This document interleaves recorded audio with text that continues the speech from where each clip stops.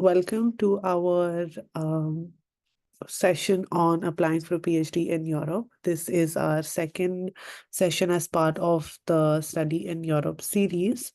Very quickly, I will give you the outline for the day. I'll talk to you about Project EduAccess. I'll tell you a little bit about the series that we're doing, and then hand it over and then introduce you to your panelists who will then take you over just some things to know when you are considering doing a PhD or applying for PhDs in Europe. Um, so for those of you who are joining us for the first time, we are Project EduAccess. We believe that access to higher education, leadership, and professional opportunities is a privilege that most people from marginalized communities are systematically denied through cost, information, and dispositional barriers. And we try to improve inclusivity in these spaces by removing some of these barriers. We do this by four key interventions, which includes mentoring, counseling, role modeling, information advice, guidance, capacity building, leadership and skill development, and evidence-based advocacy. Our Study in Europe series is a part of our information advice and guidance intervention to make information more accessible to students who are planning to apply for higher education abroad. So as I said, this is a part of our Study in Europe series. We realize that more and more students are now interested in applying to universities, not just in UK and in US, which have been popular destinations, but also in Europe. Given that Europe has more scholarships for students and has some flexibility in terms of the courses that you do, and our speakers will sort of take you over them. But we thought that it would be good to do a dedicated series on, applications to universities in Europe. And this is what the calendar looks like. This is also available on our social media. So if you haven't already seen it, you can have a look there. This is our second session, so which is titled Applying for PhD programs in Europe. We've already done a session on master's programs, and you'll find the recording of that on our YouTube channel. And we'll be doing more every Saturday at 5 p.m. We do one session as that's part of the series. And very quickly, I will introduce you to our panelists who have very kindly agreed to join us on a Saturday morning to talk to you about, applying for PhDs in Europe. Some familiar faces. So we have with us Prarthana, who's doing a PhD in political science from Sciences Po, which is in France. And she speaks English, Hindi, Marathi, and Kannada. We have Anushka, who is doing a PhD in law from University of Amsterdam, which is in Netherlands, and she speaks English and Hindi. And then we have Abel, who's doing a PhD in physics from the University of École, Polytechnique in France. I don't know if I pronounced it correctly, but I'm sure Abel can correct me when he speaks. But and Abel can speak English and Hindi, and I'm guessing more languages. But if you, at any point, if anyone wants to ask a question, and you're not comfortable speaking in English, please feel free to use any other language that our panelists speak. I'm Misbah, I'll be moderating the session, and I speak English, Hindi, and Kashmiri. With that, I will hand it over to Prarthana. But before that, thank you so much once again to the panelists for joining us today. Prarthana, I'll hand it over to you. Yeah, thank you so much, Misbah. So I will just give an overview of how a PhD in Europe looks like. So, of course, Europe is home to like world's top universities, not only in social sciences but also sciences. So that is the reason why it is one of the most sought out region to like do a PhD. It also gives you access to international research community and also gives a lot of networking opportunities, because if you have the visa, you can not only like travel in France but also go to other countries to attend conferences. So that gives you a lot of scope. And Europe also offers industry PhDs where STEM students can be involved in academic research and and align yourself with closely with industry. It is also a possibility in social science as well. So you can basically tie up. It's called CIFRE, okay, in France especially. So you can work on your PhD 3 days a week, and 2 days you go and work with an organization that is sponsoring your PhD. So it gives you a lot of opportunities to not only learn but also practice what you have learned and take a more hands-based approach. Can we go to the next slide, please? Yeah, so PhD in Europe usually lasts about 3 to 4 years. So in STEM, I think the duration is more rigid as compared to social sciences. Social sciences, it can also sometimes extend to 5 years. Like I know some people who have also done PhDs for 5 years in France. So again, it depends, but they are usually shorter as compared to the PhDs in the US. The structure is such that your research is prioritized over coursework. So there is either little coursework or no coursework. Again, it depends from institution to institution. So in my institution, I directly started with my PhD. I did not have any coursework. We just have seminars, but no intensive coursework as such. And yeah, like I said before, like European students just start working on their PhD immediately after they have enrolled. So uh, in in some countries they have this system of like 1 year of classes and then you go and work on your PhD. But usually most of the universities in Europe like expect you to start the PhD as soon as you get in the program. Many programs also offer co-supervision or dual degrees. There is also possibility in a lot of European universities to have an exchange. So if you feel like you want to work in, say, Cambridge University for 6 months, you can, like apply for an exchange and you can go and work there as well. I know a lot of people who have done that. So that also gives you opportunity to network in that university and also get access to the resources of that university as well. So there is flexibility in that regard. And local languages are used in everyday life, but most of the PhD is in English. So even though I'm doing my PhD in France, I am writing every word of my thesis in English. And the communication that I have with my supervisor is in English. So of course, there is no denying that you will require the local language to survive in the outside world. But in the university, most of the time, if you're good with English, your academic life will not be affected. Can we go to the next slide, please? Why Europe? So this is my favorite reason because these are the exact reasons why I chose to stay in Europe and not apply for PhDs in the US. There is affordability, like tuition fees are definitely lower, and in most of the cases there's no tuition fee. So the PhD that I am doing, it is a fully funded PhD. So the university pays me a stipend every month, and there are no tuition fees included. So if you are under the doctoral contract, your tuition fees is basically waived out. So you don't even have to pay that much amount. And again, there are also opportunities for subsidized education or the tuition fees is waived altogether. Diverse cultural experience. You also get to meet new people. There are a lot of people who come from different nationalities, different backgrounds, and also different academic scope. So it is an interesting environment to like meet people, and it also gives you a lot of opportunities to travel. So your experience is not restricted. Uh, of course, there are like so many more research opportunities because the funding here is comparatively better.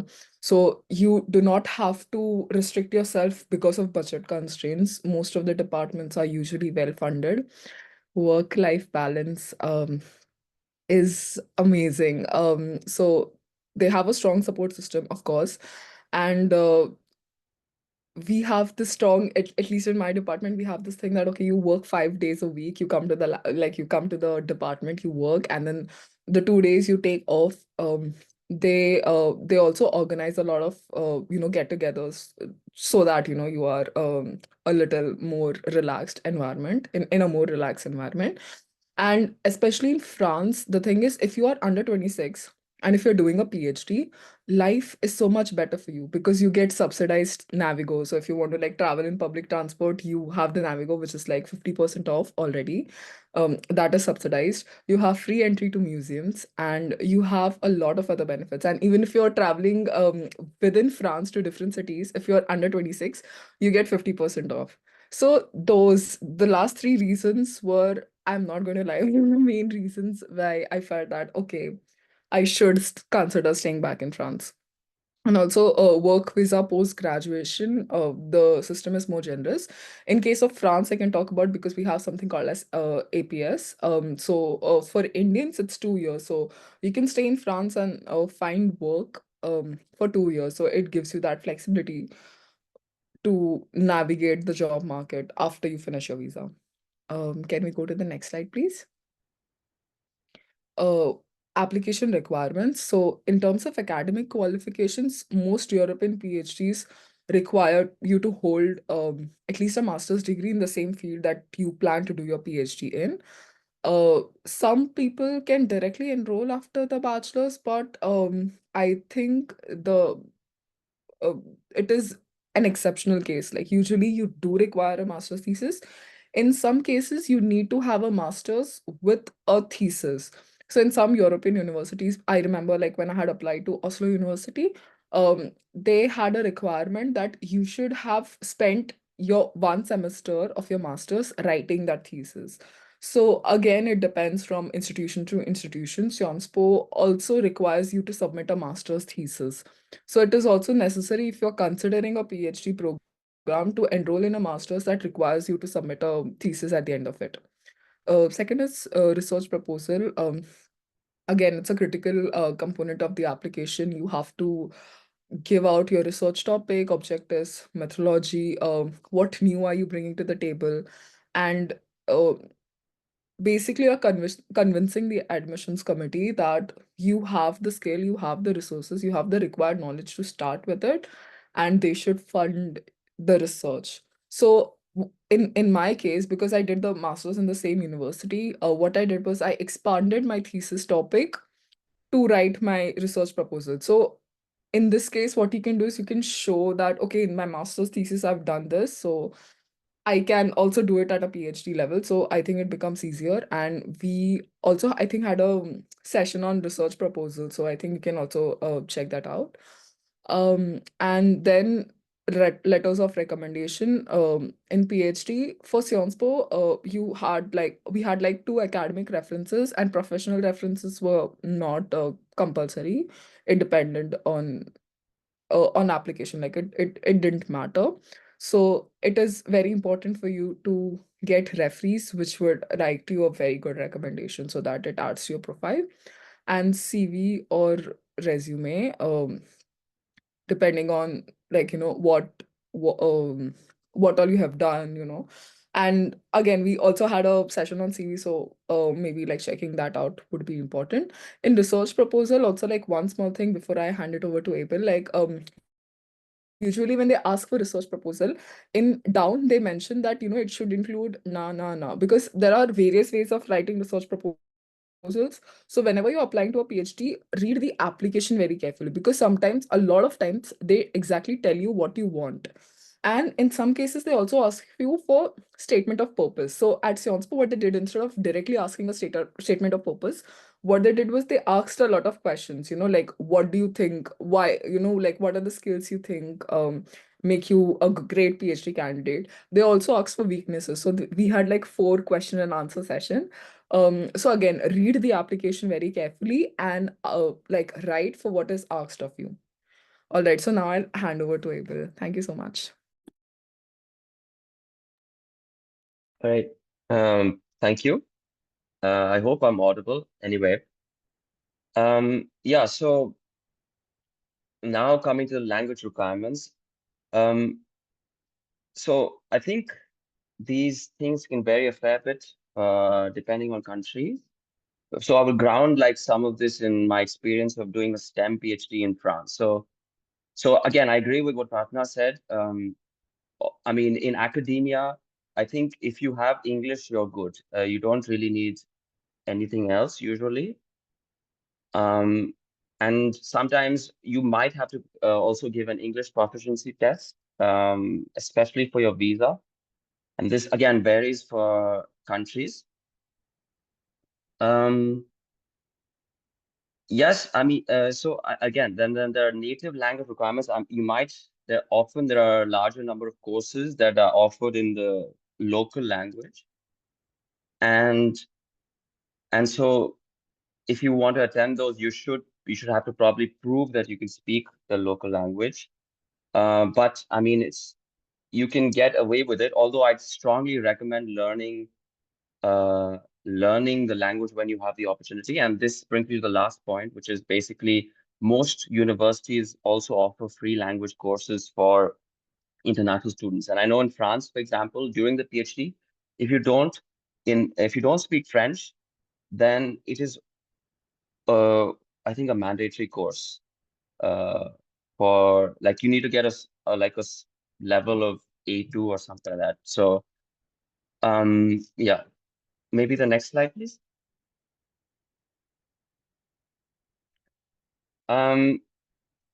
Yeah, so now the application process for PhD programs in Europe can either depend on whether you're applying to a specific program in a university or you're applying to a PhD position in a lab. And I guess the application format can vary, but I suppose in the end you need this roughly the same number of documents and things, which are, I mean, so you should basically start off by looking at what universities, cities, departments interest you and where you think you could fit.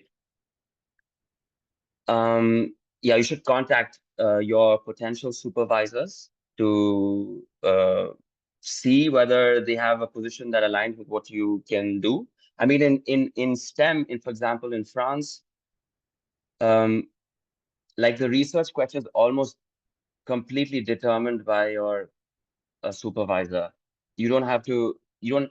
The research. You don't have to really draft the research proposal. I know this is sort of different in the humanities, but for example, in France, it's almost always decided by what the professor sort of proposes. You need, you need a CV. I think a CV is how you first start the conversation with your potential supervisors. You will need letters of recommendation, so it's a good idea to contact them early and ask them if they agree to giving you that. Yes, then you should check for what are the funding opportunities. So yeah, I think this will be covered later, but there are, in the next slide, but there are few funding opportunities that you should probably know the deadlines of all of these to apply in time. Yeah, and sometimes, I mean, often you will also have to pass an interview. So, yeah, this also, I guess you will have to prepare for. The next slide, please.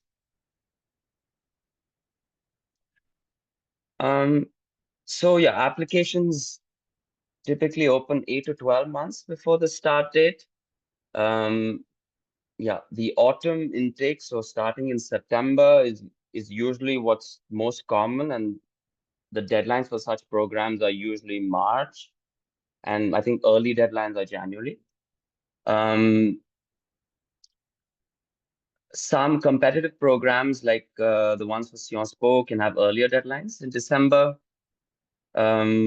Some European universities, such as those in the Netherlands, use a rolling admission process.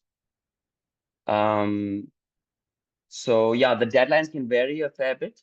And in addition, you can also have certain positions that open up at other times of the year, especially if the position is funded by some external grant.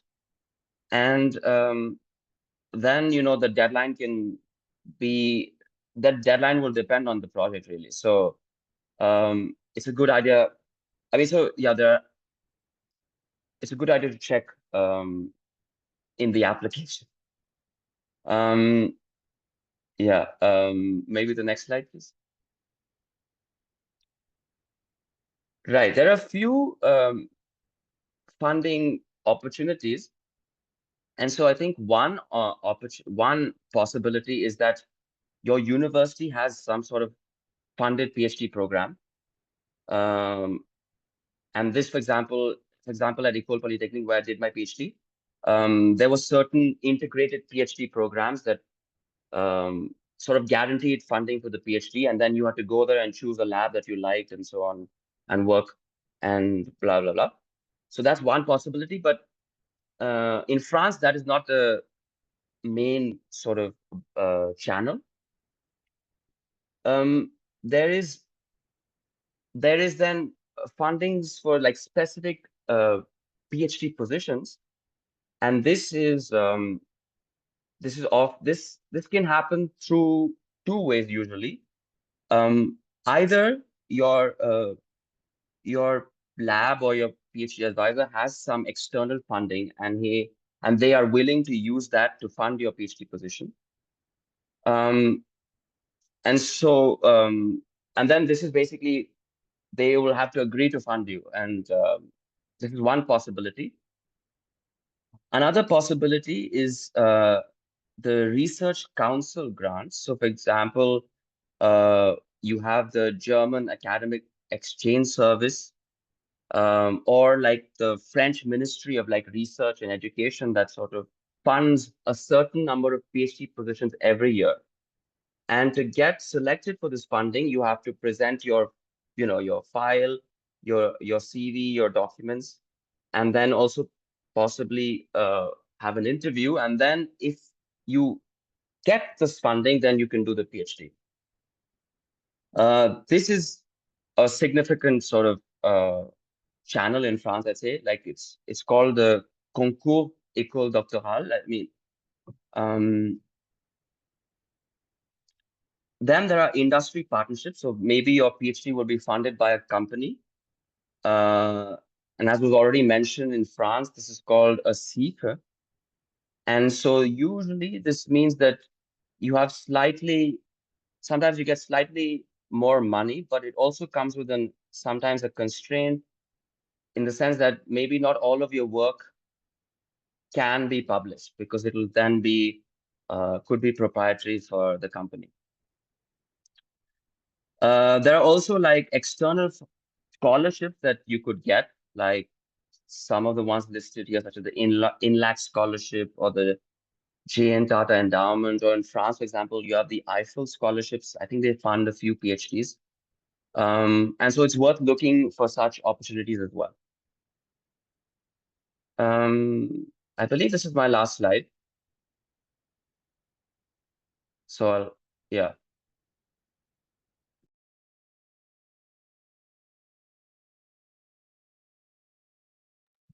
Anushka, yeah. Yes, hi. Thanks, Prarthana and Abel. So I can take from here. Um, your funding contracts, which can be extremely varied depending upon the country, university, position, etc., can also allow you to supplement it using work. Again, I think you should check this, and if not mentioned in the positions or contracts, definitely ask your departments and your supervisors, because this is bound by both national laws, European laws, and your contracts. So this is something to be checked as and when you navigate this part. Yeah, so of course this work would be paid, and yeah, make sure that work that you engage in is also contractual, where all of these things are written. I'm saying this from a larger point of view, where most of your documentation should be very well maintained, because it can be troublesome, especially in these countries, as I think the other panelists mentioned that although you don't need the language support for your PhD, but navigating local life requires you to have a minimum base of the language. And especially if you do engage in work outside the university, this is required. For instance, in my contracts, I am not allowed to work outside the university. I have to inform them in case I do something which pays me. And there can be contracts which also require you to give up a portion of your external salary to the university. So again, everything to be checked. Everything could be very specific to your doctoral offer and your program. This is true. You can work in cafes, restaurants, retail or research assistantships within the university. This is also right that you can have post-study work visas, which I believe is something which happens in the UK as well, of course, in these countries as well, because they enable you to look for jobs after your PhD. So I think that's pretty set. Maybe the next slide.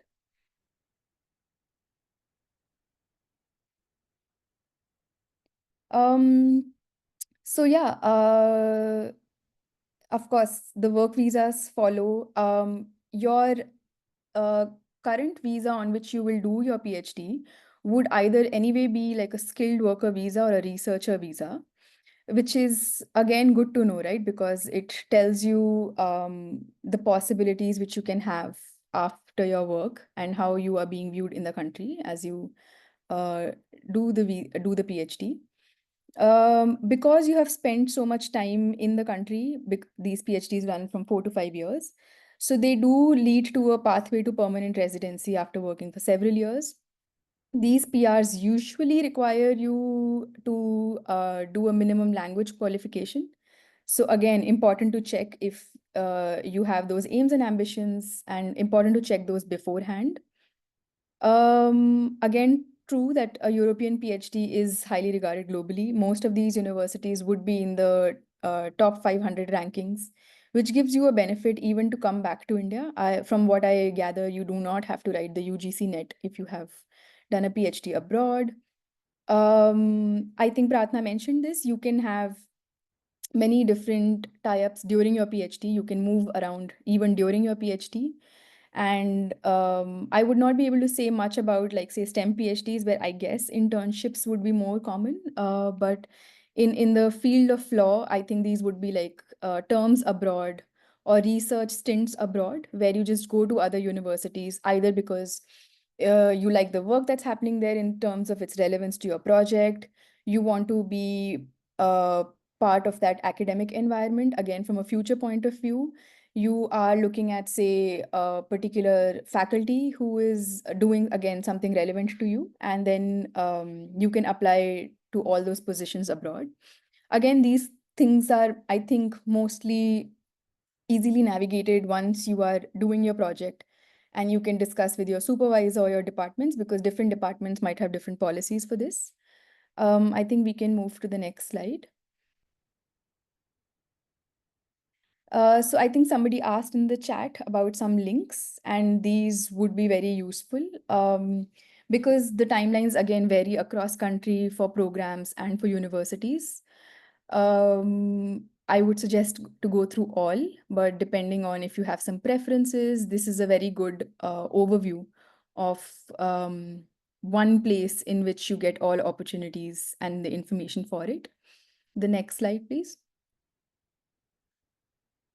I can highly suggest academic transfer. That's where I found the call for my PhD project, which is like a salaried position and did not require a proposal. As Abel mentioned, supervisors do come up with their own funds and own themes, and you sort of refine or work with that. So this is how I found my PhD position on academic transfer. So yeah, I think with that we can move to the Q&A if you have any specific questions. Yes, thank you so much, all of you, for being so comprehensive and taking over the requirements. Sorry, I'm just gonna stop sharing. So, we now move to the Q&A part of the session. I see that there's quite a few questions that came in chat, and I think you all have started to respond to them as well. I'm just gonna spotlight our speakers. So, if you have any questions, please raise your hand and I'll call on you to ask the question, or you can put your question in chat and I'll put it to the speakers. Archana, do you want to start? Yes, my question is to Anushka. What she just said, that she did not have to write a proposal and there was like position, I guess, from the university where she had to apply. So what I understand is about like the research proposal, right? You want to know the process, given the fact that I did not have to write a proposal. So I applied to something called a project-based PhD, where the call for the PhD talked about the topic. So I am, so for example, working on governance of access to quantum computing or computing in general, from the field of law. So my PhD position mentioned how they are thinking about this question, access and computing, and say infrastructures and things like that. And I had to apply with not a proposal, but a letter of interest, right? Explaining Okay. why I want to do this PhD, why I think I would be a good fit, what's my past experience which allows me to do this PhD. And that's about it. Then send my CV. Then I also got in touch with the supervisor beforehand because I had some questions. Then there were 2 rounds of interviews, and then I got the position. So I yeah, did not write anything specifically about about a research proposal, but how I am thinking about this application or this theme. And this was important across my letter of intent and my interviews. So this is something to keep in mind. I hope this Okay. answers your question. Yes, yes, it did, it did. Definitely. Thank you. Amazing. Okay, so I'm gonna One go. more question if I can Oh, ask to yeah, go Anushka. ahead. I'm so sorry. Anushka, so you said there's a website called Academic Transfer. So they usually give you like the advertisement about the PhD positions, or like how it is specific university only has a specific So advertisement. it's a pretty clear website. So there is a column to select PhDs, postdoc, just research positions. You can even filter it according to the discipline, like law, social sciences, science, even universities, if I'm not mistaken. And then I think you can subscribe to their newsletter, so which will send it to you automatically, or you just keep on checking. So I found it an extremely comprehensive and single source. So you don't have to look at like multiple places to figure out Oh, if you're losing out on something. So it's a pretty good website, I would say. yes. Thank you so much. Okay. Okay. Chaitanya, do you want to ask your question? Hi, hi. So my question is mostly related to social sciences. Maybe Prarthana can answer it. So, how much these research assistant jobs that we do after a master's and bachelor's have value during the PhD process? Like, do they really matter? Or like, and also about the conferences that we attend and the paper that publish, like, do they have like very much value during the PhD process, especially the research jobs? Yeah, I think it matters a lot. So, you can express that when you're writing your SOP, that, you have. So basically, you have to demonstrate that you have the capacity to do this PhD, right? So if you have already attended conferences and if you have done, like research assistantship already, uh, it works 100% in your favor. So in your SOP, you can say that, you have these experiences that have, like sharpened these skills, and that is why you're ready to to do a PhD. So it helps you in your application for sure.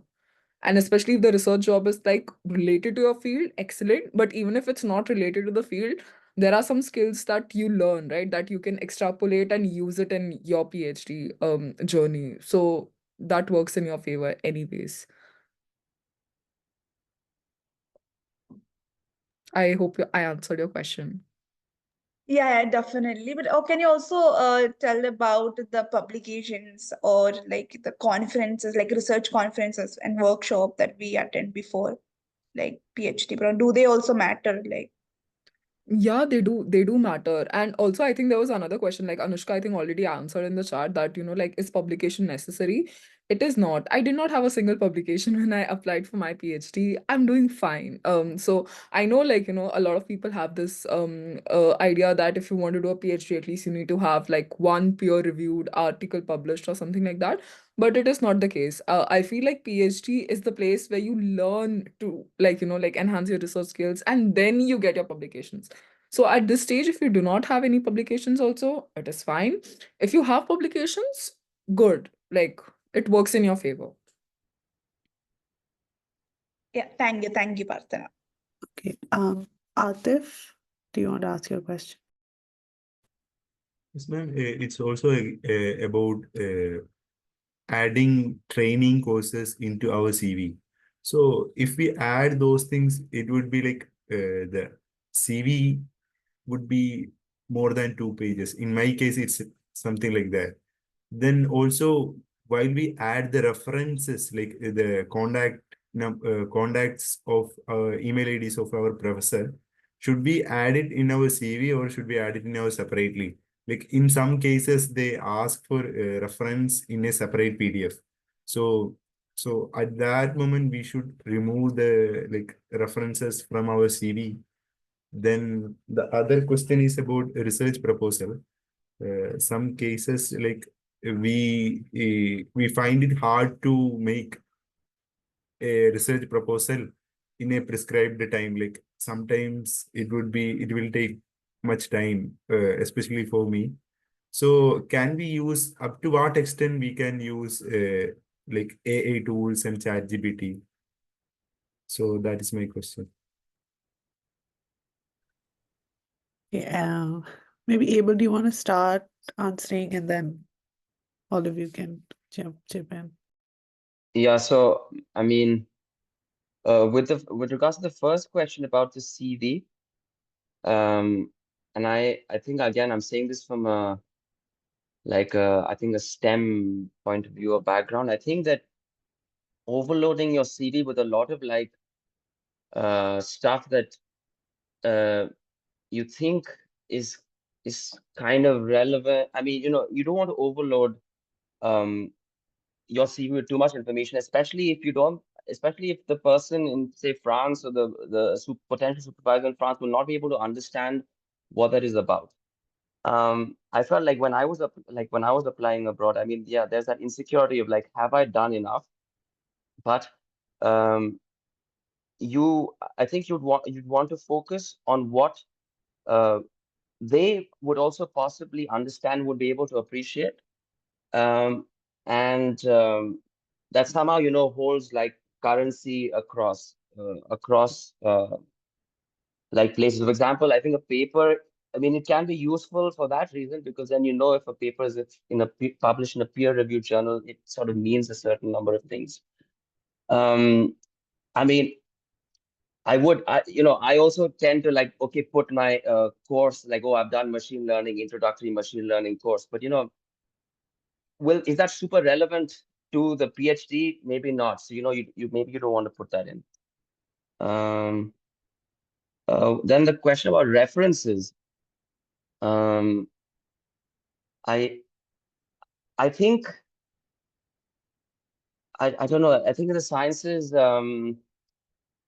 the first contact with the potential PhD advisor, it'll happen in the absence of these letters of recommendation, these references. So I don't see the point of putting it there, but I don't know, if you have space, maybe why not? Then shows that yes, somebody could be contacted, but I don't think they'll really, your potential supervisor will not contact them. I think once the conversation starts with your potential supervisor, they respond to your emails, and then maybe you set up a video call with them describing what you want to do and what you've done. Then for the formal part of the application, then these letters of recommendation will be useful. At least that's how it was in France. But yeah, I think yeah, maybe the others can also talk about their experiences, if that makes sense. Yeah, I think you've covered like practically, and like you said, like we feel like, Ari, this is also important, and we, keep on adding.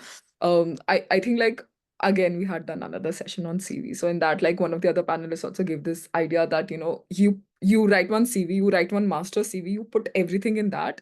And then depending on where you're applying, just select the parts that is relevant, like, so if I'm applying for a PhD, me playing badminton at my school level might not be exactly relevant, right? At a PhD level. So like, have a master CV, put everything in, and then just select what is required. Uh, in terms of using AI, I think you should be very careful, because like there's a lot of conversation happening about how AI should be used, and what is the extent it should be used. So if by any chance, if we've written anything that is generated by ChatGPT, and people can understand if it has been written, so it might land you in trouble, not only just in that particular university, but also your admission process in other university. And especially if you're writing a research proposal or something on those lines, it will make an impact. So just be careful in that regard. I wouldn't have anything more to add about the CV and references, but yes, about ChatGPT, I would voice again the caution said by Prarthana. I think use it only for, say, grammatical errors if you have to. Otherwise, do not. Do not depend on it for ideas. Do not depend on it for references. Imagine a world without ChatGPT. It really exists. Don't use it. Yeah. I just have one more thing to add about ChatGPT. What I've started noticing is that universities have started putting some guidance on the use of AI on writing application documents. It's not very common, but I've seen it in some places. So do check if the universities that you're applying to have any guidance on using AI to write your SOP or your research proposal, and see what they allow and they don't allow. And so maybe that would be a good point to not navigate it. But again, it's not very common, but in case it is, it might be helpful. Duran, do you want to ask your question now? Hi, yeah. I wanted to ask, how is it directly starting with your research instead of doing or committing to a coursework? Like, a lot, maybe if there are skills which you have to learn, or like, for instance, for me, I'm doing master's in development right now, and I'm planning to apply for PhD this year. But like I'm learning skills, but I also feel like now that, because MPhil and everything is also removed, so directly jumping in, I'm a bit hesitant. But I also want to know, how is it that you do it just like full on research without a 1 or 2 year of coursework related to the PhD? Um, uh, so probably I can start and then others can chip in. So I finished my master's and I directly started my PhD. I did not take any gap. But also I think my master's was very intensive. I did my master's in the same university. So again, in my bachelor's, I had no training at all. Then I came to my master's and I was trained very rigorously in like qualitative, quantitative methodology. Also subjective, like subject based knowledge was also like, like it was very, very intense. So after doing that course and after writing my master's thesis, and I also did fieldwork for my master's thesis, and that's when I realized, okay, I think I'm ready to do the PhD. And my PhD was sort of an expansion of what I did at my master's thesis level. So for me, the skills I will be using for my PhD, I felt that I did it at I acquired those skill at a master's level. So only when I had that confidence that okay, I can pull this off, I went and applied for PhD. So that's why I did not apply for the US cycle, because I had already missed the deadlines, and I decided very late that I wanted to do a PhD. So I think you should be confident enough in yourself, okay, this is something that you can do.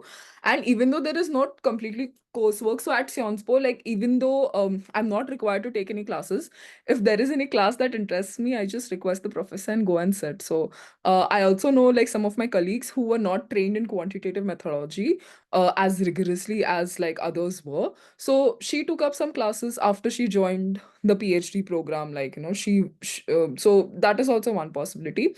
But another possibility is like another suggestion is like, if you feel like there is still some gap that needs to be filled, but you don't want to do a course do a PhD with a coursework, I think pre-doc is a good way to start. So pre-docs are basically full-time research assistant positions after you do your masters and before you do your PhD.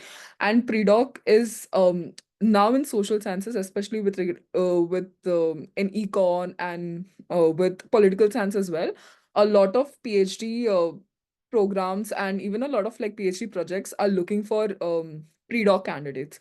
So if you feel that, you want a jump in your skills, but also you're not sure if you want to do a PhD with the coursework, I think pre-doc is a good way to start. So like one of my friends, he did his master's in Ecole.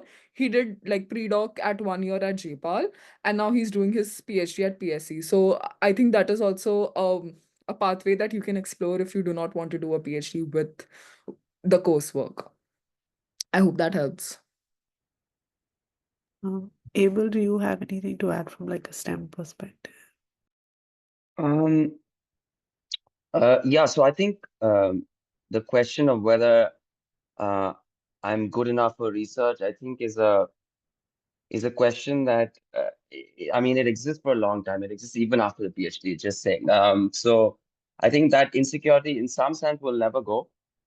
But I mean, usually master's programs have a fair bit of, I mean, they sort of they should give you a small amount of research experience. So like maybe an internship or something like that. And I mean, even if they don't, I mean, just to give an example, like the French students who come into PhD programs, they also have very little research experience. They almost have, uh, uh, they just have maybe for a few months, sometimes some of them. But um, so I mean, it's not. I think it's stuff that you learn, and for the most part, like on most days, the PhD is like any other regular job where you have to like you have some problem, you have to like solve it. You know, you sort of build the castle up, but every day you feel like the little bricks. So it's not very different from any other job. Of course, there are like sometimes the questions are not well defined and so on and so forth. And but usually if you have a master's, you have the skills to do it, in my opinion. And also a good PhD is also a lot of luck, I'm just saying, in my opinion. Yeah, that helps. Thank you so much. Great. Atif, did you have a new question or is Yes, ma'am.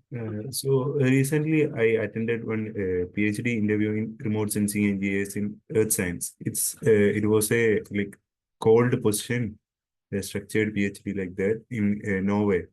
So after I attended, like I have given my reference, right? So will they contact our professor? Like in my CV, my reference was there. After interview, if they are selecting, like how can I know that they are contacting my professor? So I can also like call my professor and just have a conversation. Some email may come, so please give a reply. So that would be after selection or before selection? Like how is it? Then the second question doubt is, in most of the cases when a PhD position is called, they will mention the PhD supervisors also, right? So can we email them and ask for like details of the PhD and email our CV to directly other than application through the application portal? Is it advisable to share our CV with the potential supervisor by email? So that is me. Probably I can start and then like we can all like chip in together. With regards to the reference, I think they'll contact if they have asked for references, they will contact your referees before the um selection. That's what like I had applied to a pre-doc position, and like after the interview they had contacted my professors just to ask. So I think it might be a good idea to give a heads up to your professors. Second, with I think a lot of people had asked the question regarding emailing potential supervisors. I think it's a good idea. I don't know how it is in STEM and law. I think they can talk about it, but at least in like social sciences, most of the supervisors are very are usually responsive. So instead of directly, like emailing them about everything, I think it is always better to build it up, like you send your CV and say that, okay, you are someone who might be interested in the department, and this is something you have done, and then at one point, you send your CV, and then you also and you also try to understand how is the other person's reaction, right? So I also know, in some cases, like I have reached out to people and they have been so nice that they have also taken a look at my research proposal, given me suggestions, and also said that you can work on this, you can work on this, and this is how you can fine tune your proposal. So some potential supervisors have been really very kind, and they also have given me suggestions on my research proposal.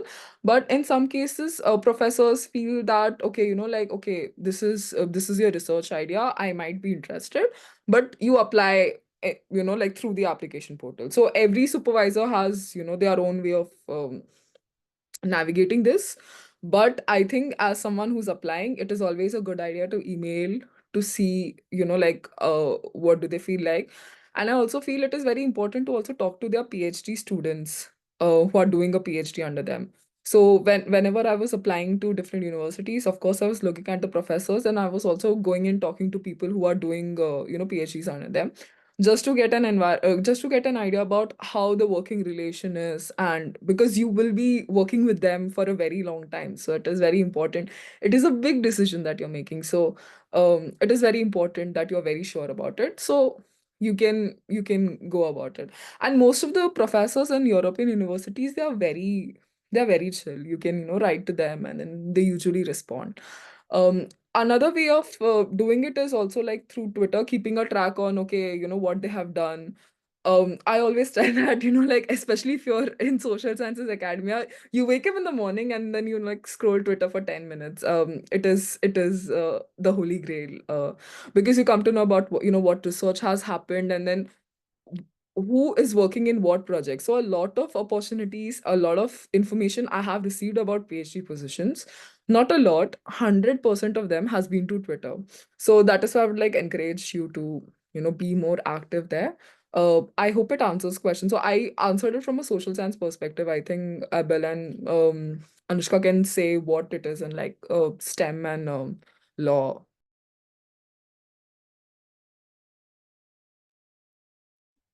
Okay, maybe I can say a few words. So, one of the questions was, should I approach them and should I send them my CV and other documents apart from the application portal? So to the first part, sure, approach them before the application. If you have doubts, if you have questions, I did that. Like I asked, this is not clear to me. What's the scope of the project? And yes, the supervisor was really forthcoming in giving me a response. So again, that shows you how engaged they are, right? A brilliant tip, please look up their profiles, their publications, their PhD students, speak to them if you can. I don't think it's judged harshly. In fact, after the position came through, my supervisor sent me a list of his supervisees in case I want to speak to them. So again, good practices. Now to your question of whether you should specifically send your CV if there is an application portal, I would suggest no. If there is an application portal, just do everything on that portal. You can have side channel communication with the supervisor, but again, it becomes hard for them to navigate their email and the official process. This when I was submitting my documents, the application portal did not have space to attach, say, written work. And that I sent to my supervisor, who redirected me to the application portal because they had made some changes. I mean, when this question was being answered, I was looking through my inbox. So do depend on one channel in that sense of just sending in your application materials. Then your question was, should you speak to your referees if you have given their reference and they may be contacted? Yes, again, a good practice to keep your previous referees in touch with your progress and also tell them that, yeah, this has happened and I've given you a reference. And yeah, I hope this answers it. So I will now hand it over to Abel.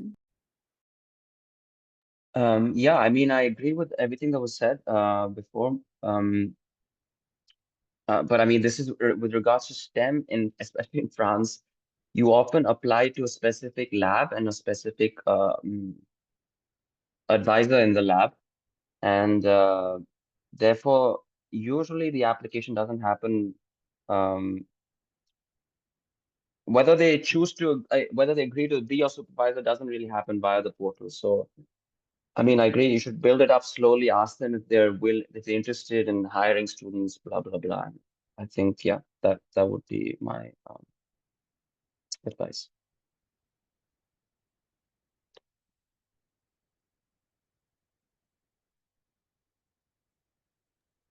Okay. There's one existential question that has come in my DM, which is what are the strategies get get to work with supervisors with whom you can have a good working relationship?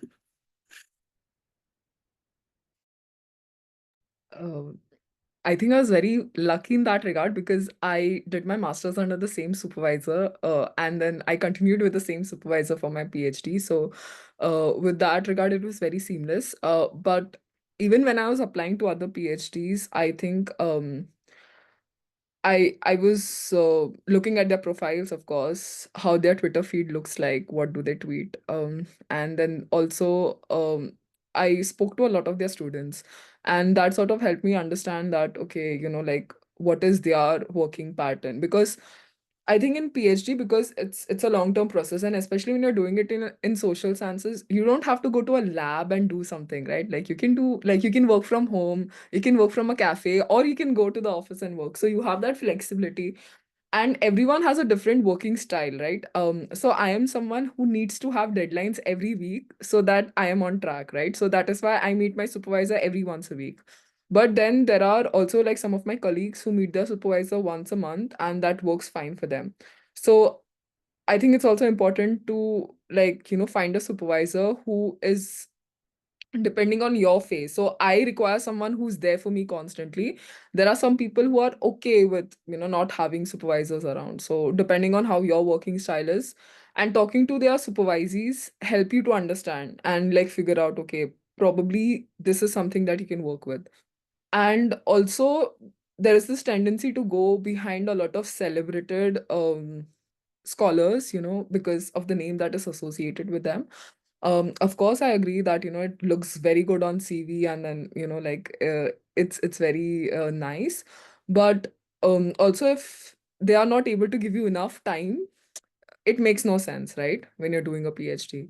So again, it depends on your working style, what you exactly want. So I think masters helped me figure out that okay, I want someone who has meeting once a week, who gives me very minute, detailed feedback, and who's very, very patient because I'm someone who gets very irritated, angry, and also I panic a lot very easily.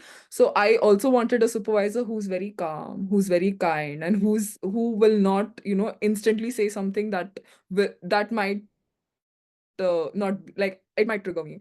So in that way, I sort of figured out that okay, if I'm doing my PhD at Sciences I will be doing my PhD only under him, and that is how I figured out that okay, he's my supervisor. So that is the process that worked out for me. I think others can share their experience.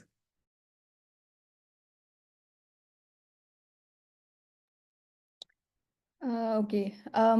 So for me, they were complete strangers. It's going well, touch wood. Three things: luck, you will navigate it. Don't worry, these are human beings at the end of the day. Third, really speak to the supervisees. It will help you figure out a lot of things. The journey is long, so you will figure out monthly, weekly, yeah, what are your habits, what are their habits. And if things do not work out, then universities do have resources, right? Like they have some PhD counselors and like you can escalate things if you have to. But I think human beings just figure things out. And these are like sort of, in that sense, free and liberal environments in which they are aligned with your progress. So there is no reason for them to not figure it out with you. In that sense, it's a very co-creative process. So don't worry so much. Yeah. Yeah, I totally agree with what was said before. I think I mean, you can ask certain questions, like how often do you expect to meet? What are their expectations from you? Do they reply to emails quickly? Do they have time? Are they approachable? Can you approach them with like silly questions, stuff like that? I mean, it depends on your working style. Again, and you if to yeah, if to figure out but it's very important, I think, to have a good vibe with your PhD advisor. And you should not, neglect this for, some like a for like a someone who's very reputed, because it's a yeah it can go badly sometimes. Uh, yeah. Yep, that's it, I suppose. Thank you. That was good and honest.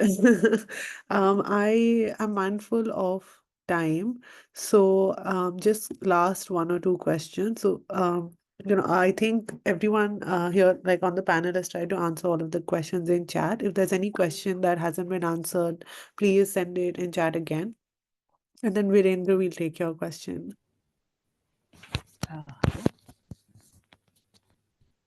Hello. Hi. Yes. My question is related to the CV. Actually, someone has already asked the same type of question, but I'm asking it again. Like, I have worked in like 3 different IITs, and like some other stuff like internship and various other things, like summer research internships and some other projects. And so my CV is like quite long, because I have mentioned in like at why in which IIT, what was my role and what was my duties. So I added all those things regarding my duties and my roles. So it is like quite long. So but all things are like important and reasonable roles to the PhD. So is it okay to have like 4 or 5 pages in the CV? I think no. Like usually they will not take a great look at it if it's like 4 and 5. I think one way to reduce it is to give it to someone to review it. Like because when you are looking at your own CV, you're like, "Arey, ye bhi important hai, ye bhi important hai." It's very difficult to gain an objective perspective. So ask someone to review it for you. Like I wouldn't mind if you send me an email. I can say that, delete this, delete that. And yeah. And another way of like, making it more comprehensive is writing more in bullet points. So if you have done a research internship at, say, like IIT Bombay, okay. And then when you're describing what you did, instead of like writing long sentences, you can like make it like short bullet points. And like that is something that, we can work with. So you can make it like more concise and more short, and also delete the elements which are like not required, like like some people also have skills section in their CV, and I feel that's not important, because if you can demonstrate the skills in the internship section itself, you don't need to have a separate skill section altogether. So like try to bring it to at least 2 pages, not more than that. Because you also have to think from the admissions committee point of view. Now they have so many applications to read, and it will become a little tiresome for them. But even if I try my best to reduce it, it will not be in 2 pages because there, What I'll do is as I I'll said, drop my email ID in the private chat. You send me your CV, I'll reduce it for you. Okay. okay, thank you. Okay.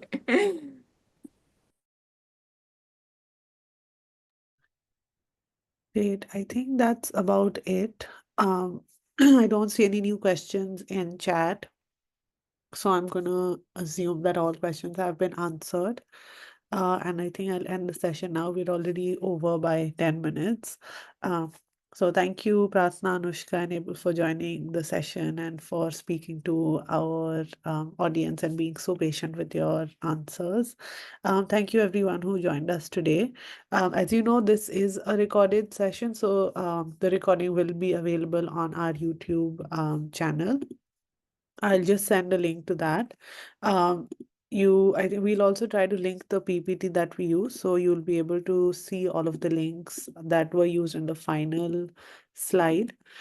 Also adding the link to our website, which has the guide that we've developed that might help you in writing your application documents. So do have a look at these two resources. They might be helpful in your applications. If you are considering applying to US, we're doing another session on applications to Ivy Leagues at 8 p.m. today, and another on Ivy Leagues again at 8 p.m. tomorrow. And then we are doing the Study in Europe series session 3. I was going to say season 3. Session 3 on next Saturday at 5 p.m. Yeah, and keep a lookout on our social media for all other sessions that we're doing more generally. And thank you again, Prarthana, Anushka, and Abel, and thank you everyone who joined us. Hope you have a nice rest of your Thank weekend. you. Thank Bye. you. Thank you.